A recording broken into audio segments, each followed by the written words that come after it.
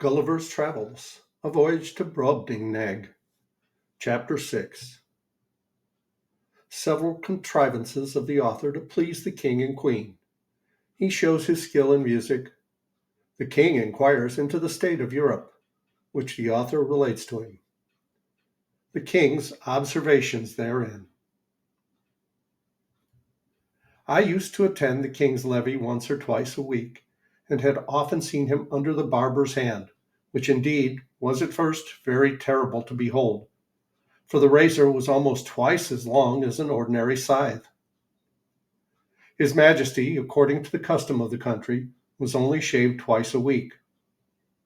I once prevailed on the barber to give me some of the suds or lather, out of which I picked 40 or 50 of the strongest stumps of hair. I then took a piece of fine wood and cut it like the back of a comb, making several holes in it at equal distance with as small a needle as I could get from Glumdalclitch. I fixed in the stumps so artificially, scraping and sloping them with my knife toward the points, that I made a very tolerable comb, which was a seasonable supply, my own being so much broken in the teeth that it was almost useless.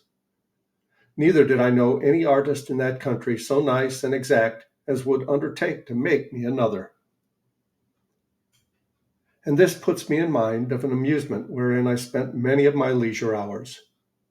I desired the Queen's woman to save for me the combings of Her Majesty's hair, whereof in time I got a good quantity, and consulting with my friend the cabinet maker, who had received general orders to do little jobs for me, I directed him to make 2 chair frames, no larger than those I had in my box, and to bore little holes with a fine awl round those parts where I designed the backs and seats.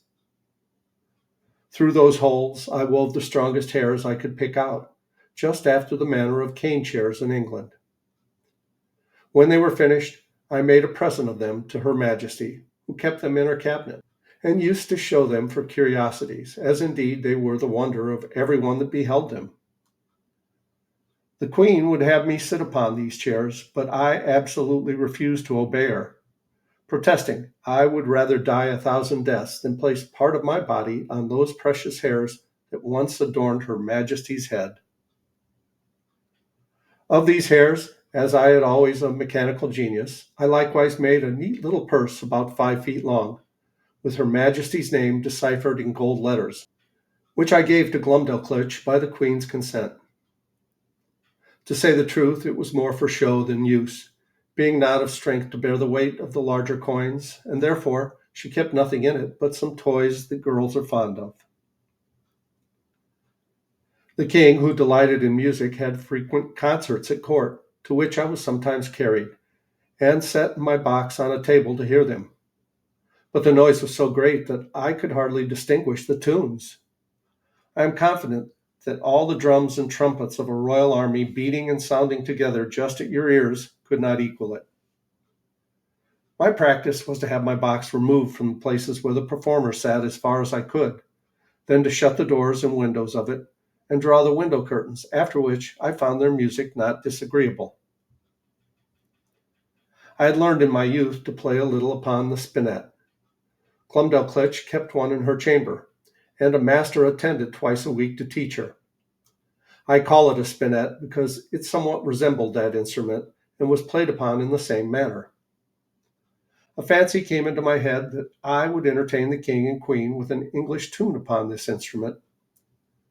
But this appeared extremely difficult, for the spinet was nearly 60 feet long, each key being almost a foot wide, so with my arms extended I could not reach to above 5 keys, and to press them down required a good smart stroke with my fist, which would be too great a labor and to no purpose. The method I contrived was this. I prepared 2 round sticks about the bigness of common cudgels.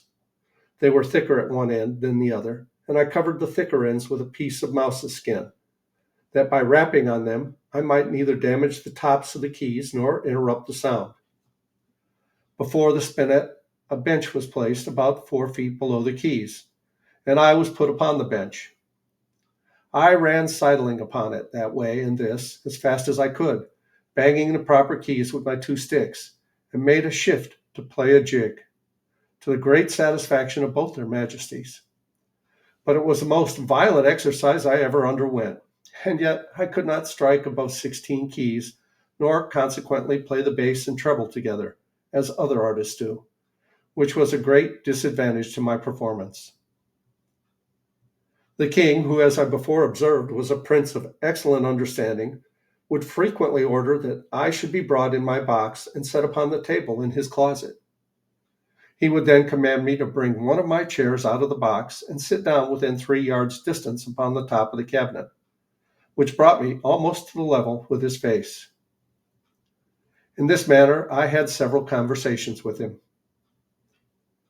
I one day took the freedom to tell His Majesty that the contempt he discovered toward Europe and the rest of the world did not seem answerable to those excellent qualities of mind he was a master of, that reason did not extend itself with the bulk of the body.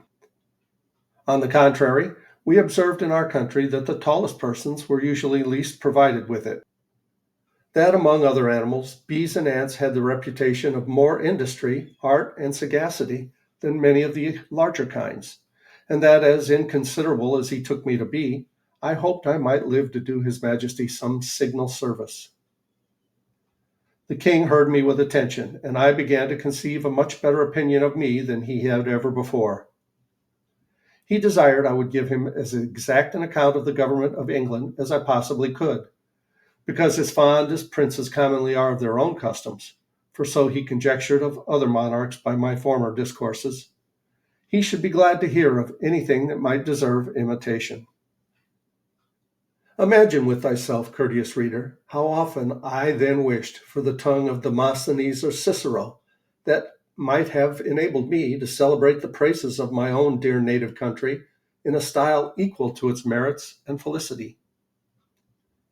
I began my discourse by informing His Majesty that our dominions consisted of 2 islands, which composed 3 mighty kingdoms under one sovereign, besides our plantations in America.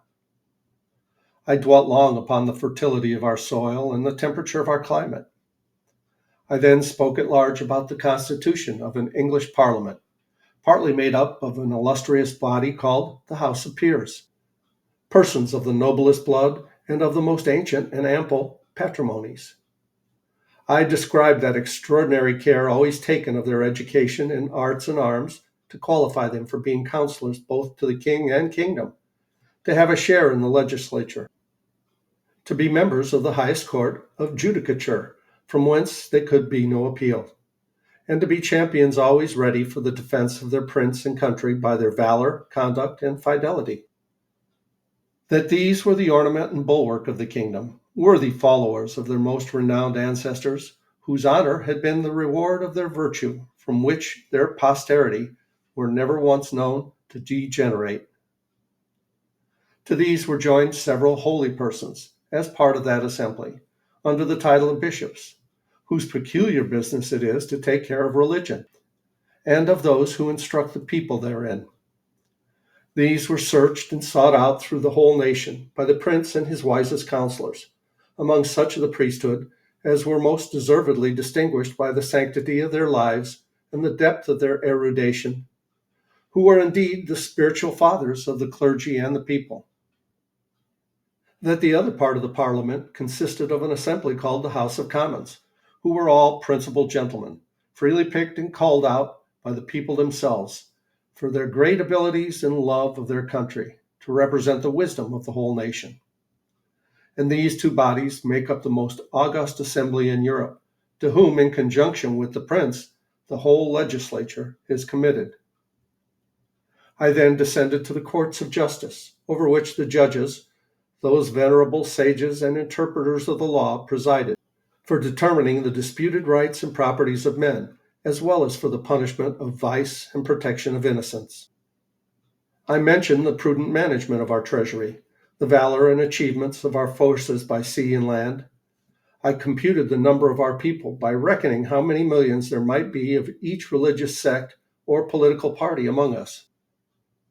I did not omit even our sports and pastimes, or any other particular which I thought might redound to the honor of my country.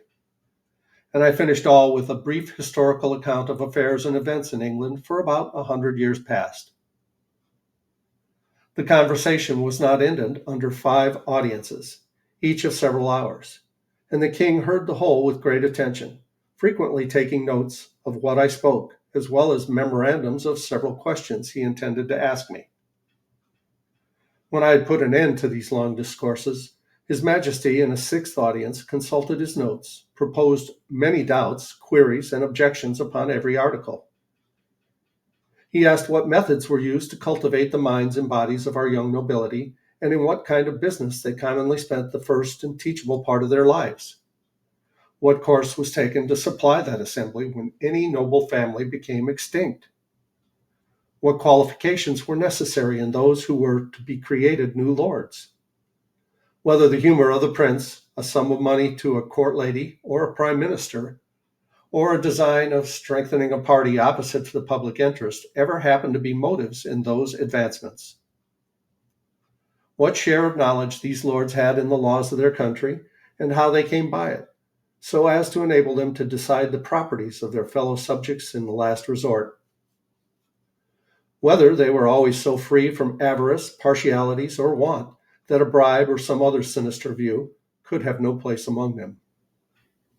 Whether those holy lords I spoke of were always promoted to that rank upon account of their knowledge in religious matters and the sanctity of their lives, had never been compilers with the times while they were common priests, or slavish prostitute chaplains to some nobleman whose opinions they continued servilely to follow after they were admitted into that assembly.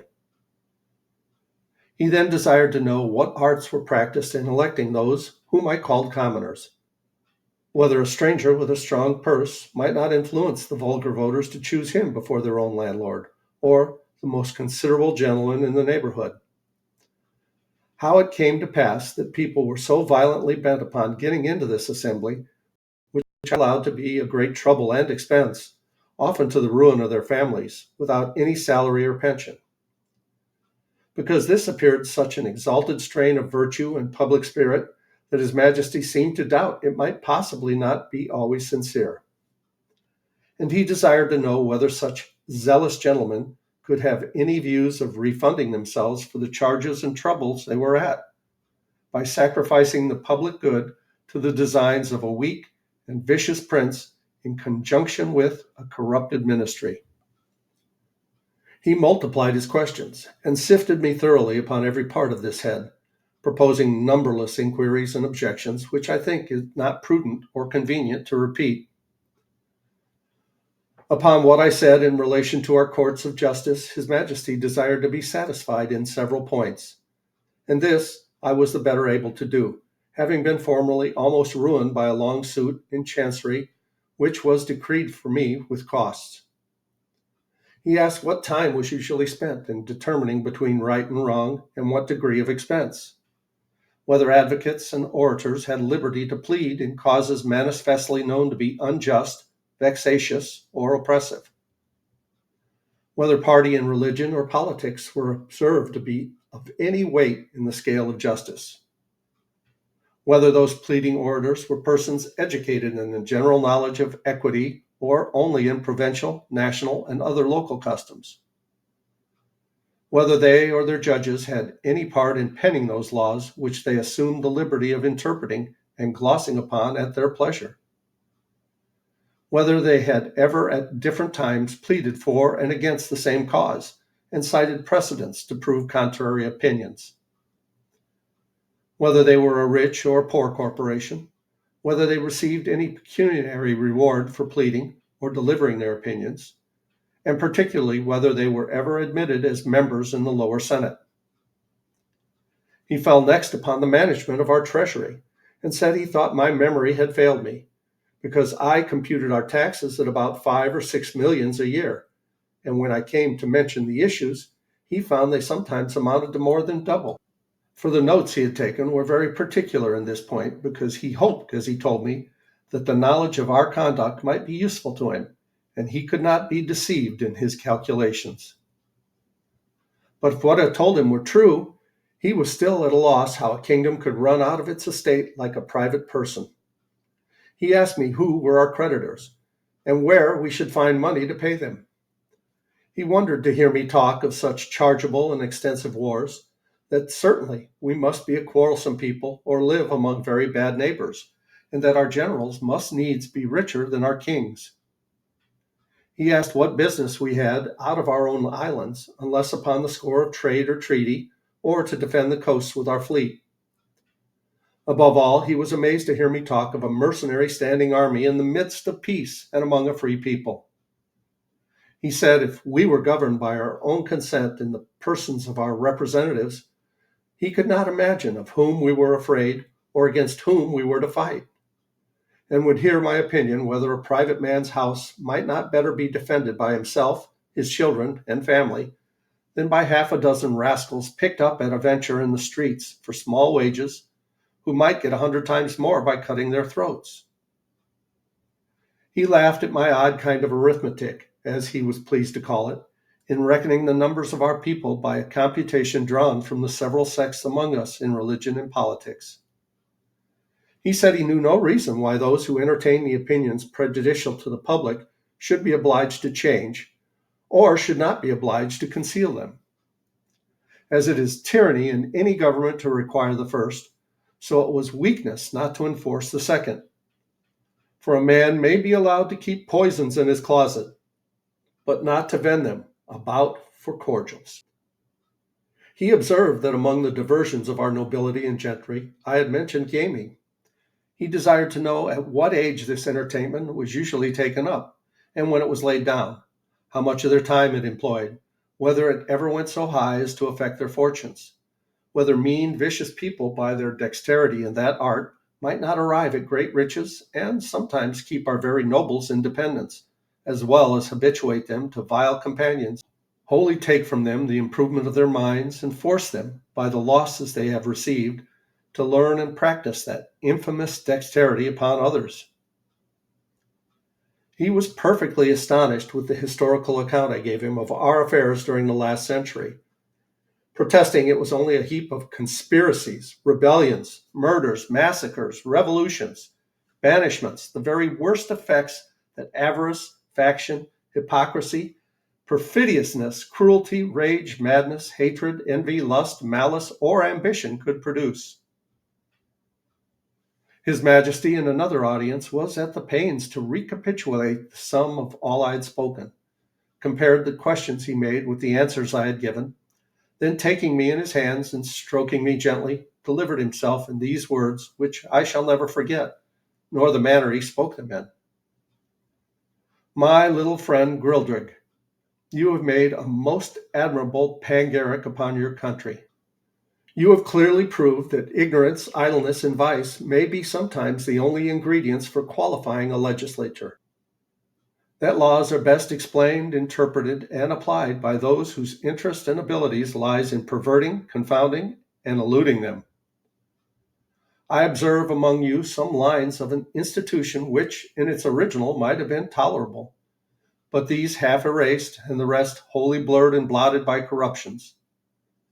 It does not appear from all you have said how any one virtue is required toward the procurement of any one station among you, much less that men are ennobled on account of their virtue, that priests are advanced by their piety or learning, soldiers for their conduct or valor, judges for their integrity, senators for the love of their country, or counselors for their wisdom. As for yourself, continued the king, who have spent the greatest part of your life in traveling, I am well disposed to hope you may hitherto have escaped many vices of your country. But by what I have gathered from your own relation, and the answers I have with much pains wringed and extorted from you, I cannot but conclude the bulk of your natives to be the most pernicious race of little odious vermin that nature ever suffered to crawl upon the surface of the earth.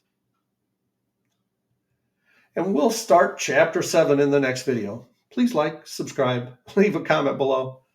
Thanks for watching. I love you guys. As Tigger says, ta-ta for now.